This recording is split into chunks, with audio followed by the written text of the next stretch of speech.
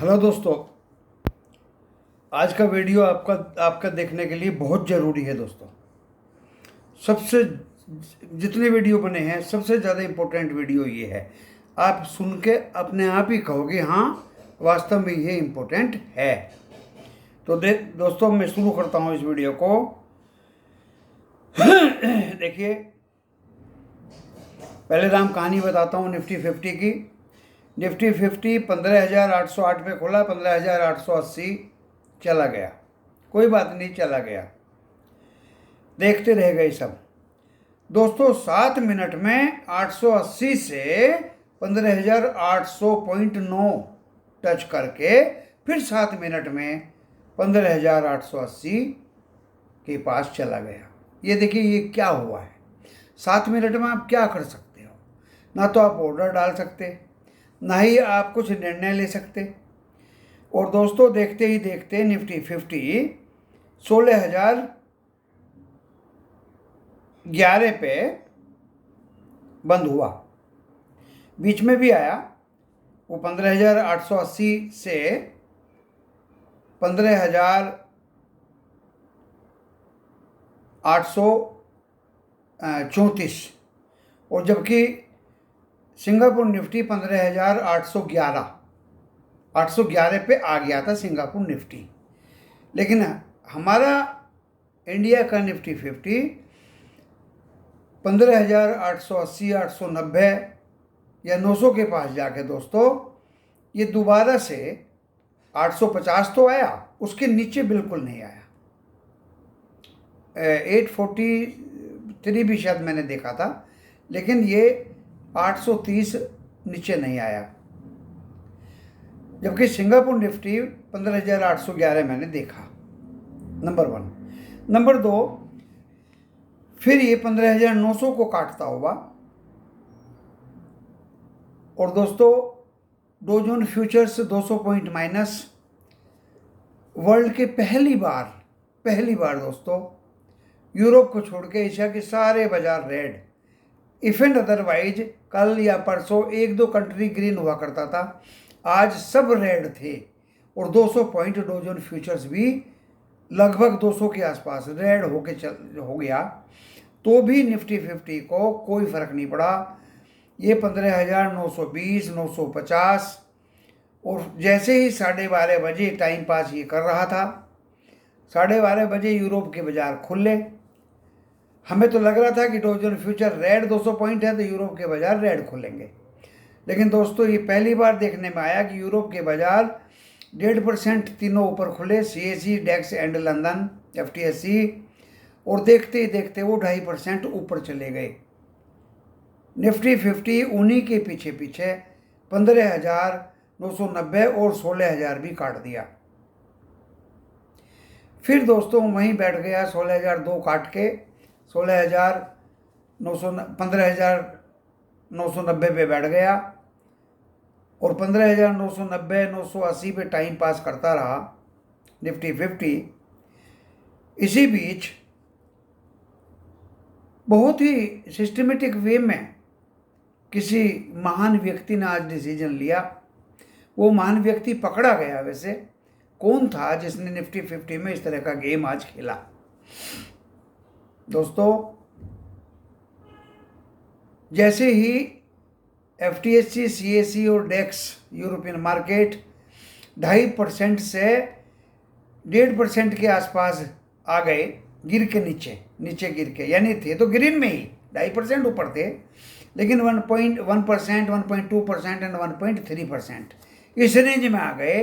तो निफ्टी 50 भी 15,970, 960, 940 दोस्तों, और 924 फिर लगा कि ये कटेगा, नीचे जाएगा। लेकिन दोस्तों, हम सजग हो गए थे।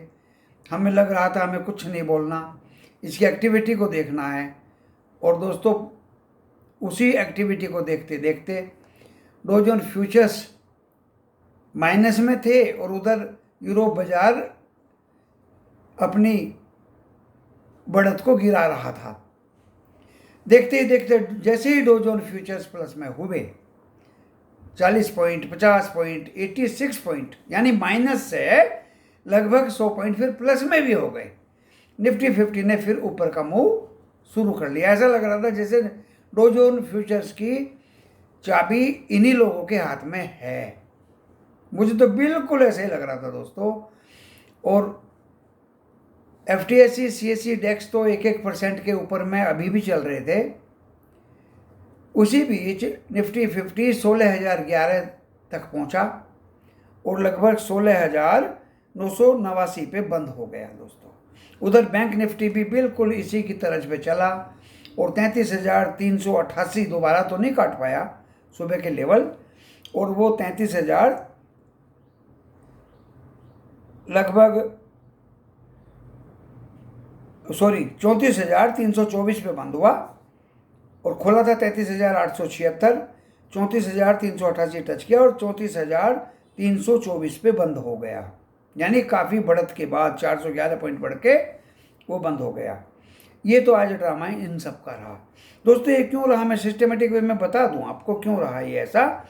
1338 करोड़ का इंडेक्स फ्यूचर में FII ने बाई किया है दोस्तों। कैश में तो ओनली 330 करोड़ का माल बेचा, जबकि 1738 करोड़ का माल इंडेक्स फ्यूचर में बाई किया है। तो आपके 1000, 2000 या 10,000 रुपया मायने नहीं रखते। मेहरबानी करिए, कल से कोई लॉजिक आपका नहीं चलेगा। मैं इन फिरंगियों को जानता हूँ, गोरों को जानता हूँ। ये जब काटापिटी तकड़ी करते हैं तो आपका कोई भी हिंट यहाँ नहीं चलता। तो आप जितने भी कॉल एंड पुट वाले हैं, फॉर द टाइम बिंग अपने आप से डिसीजन ले तो अच्छा है। या ना कोई टेक्निकल चलता है, ना कोई यहाँ कैंडल स्टिक की रीडिंग चलती है। साफ साफ मैंने बता दिया है, आपको एक हिंट दे दिया है। अब इन्होंने इंडेक्स फ्यूचर में बाइंग शुरू कर दी। कल इन्होंने कैश में बाइंग की थी 1295 रुपये की। आज कैश में तो इन्होंने कम बेचा, लेकिन दोस्तों इन्होंने इंडेक्स फ्यूचर में 1738 करोड़ का माल खरीदा है। आप समझ लीजिए कि इसका अंजाम क्या होगा। और कैश में 330 करोड़ कैश में बिक्री के सामने हमारे डोमेस्टिक इंस्टीट्यूशन इन्वेस्टर्स ने 1464 करोड़ का माल उठाया। इसीलिए आप देखेंगे कि जो मिड कैप 100 पहली बार 506 पॉइंट अप रहा। मिड कैप 100 जो हमारा इंडेक्स है वो 506 पॉइंट अप रहा। देखिए ये मैंने बता दिया आपको। फिर मैं अभी बता देता हूँ। डो जोन्स फ्यूचर्स तो 5 ही पॉइंट अप है, उसका कोई ज़्यादा मतलब नहीं है दोस्तों। सिंगापुर मैंने सारी चीज़ें बता दी A to Z। Singapore Nifty 15,990 है, उसका भी कोई मतलब ज़्यादा नहीं मेरे हिसाब से लगता। तो देखिए अभी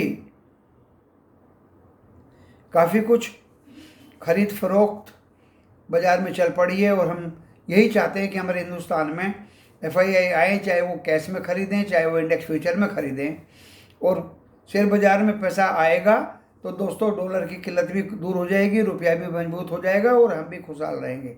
हम चाहते हैं वो आए और काफ़ी कुछ निकाल के ले गए, लेकिन FII को आना चाहिए और हमारे इस बाज़ार को मजबूती देनी चाहिए। अभी FTSE CSE एंड डेक्स लगभग 1.5% अप हैं दोस्तों। मैंने सारा ब्यौरा आपको दे दिया। ये मेरा चैनल पे जो वीडियो है ये totally education point of view के लिए मैं बना रहा हूँ। आपका कोई लॉस या प्रॉफिट होगा ये मैं डिक्लेयर पहले ही कर देता हूँ। डिस्क्लेमर में भी दे रखा है डिस्क्रिप्शन बॉक्स में। तो आपका अपना होगा, आपके लाभ और हानि से हमारा कोई और हमारे चैनल का कोई लेना देना नहीं होगा। अपने पर्सनल फाइनेंशियल एडवाइजर से सलाह लेके ही शेयर बाज़ार में काम करें, ये मेरी आपसे गुजारिश है। ये मैं सिर्फ एजुकेशन पॉइंट ऑफ व्यू से आपको बता रहा हूँ, समझा रहा हूँ एंड सिखा रहा हूँ कि कल की भविष्यवाणी में कहाँ कहाँ रेजिस्टेंस होगा और कहाँ कहाँ सपोर्ट होगा। देखिए दोस्तों निफ्टी 50 में अब मैं सीधे खुल के बोल सकता हूँ, आप अच्छी तरह से समझ लीजिए। कोई तो बोल रहा है कि ये हो जाएगा वो हो जाएगा, ऐसा कुछ नहीं होता दोस्तों। मैं इसी हिंट के चक्कर में था, मुझे क्लू कुछ मिले कि आज इस शेयर बाजार के पीछे, और पहले भी 1-2 दिन पहले भी ऐसा मंडे को भी हुआ है, कि इसके पीछे कौन है, जहां कोई क्लू या हिंट चल ही नहीं पाता। दोस्तों पहली बार दुनिया के सब बाजार रेड, एशिया में 6, 7, 8, 10 कंट्री हैं जिनके ग्लोबल इंडाइसिस पे पूरा डिटेल आ जाता है, सब रेड थे। डॉ जोन्स फ्यूचर्स भी बताइए 100, 150, 200 के नज़दीक माइनस में हो गया, तो भी निफ्टी 50 पे कोई फर्क नहीं पड़ा। इसका मतलब दोस्तों कोई इंडेक्स फ्यूचर में लगा हुआ था, इंडियन इंडेक्स फ्यूचर के पीछे कोई लगा हुआ था एंड उसकी बाइंग जारी थी। साफ साफ बिल्कुल संकेत मिलते हैं, और उसको पता था FTSE, CAC इंडेक्स कहाँ खुलेंगे। वैसे आज रात को फेड जो मीटिंग हुई थी पिछली बार, उसके मिनट्स ऑफ मीटिंग आएंगे और उनको पढ़ के लोग अंदाज़ा लगाएंगे कि आगे आने वाले दिनों में क्या होगा। तो डॉ जोन्स फ्यूचर्स और नैस्डैक जो अभी खुलने वाले हैं, वो उसको देखकर ही डिसीजन लेंगे कि आगे का कोर्स ऑफ क्या होना चाहिए। तो कोर्स ऑफ एक्शन तो देख लीजिए क्या होगा, जो भी होगा वो अच्छा ही होगा।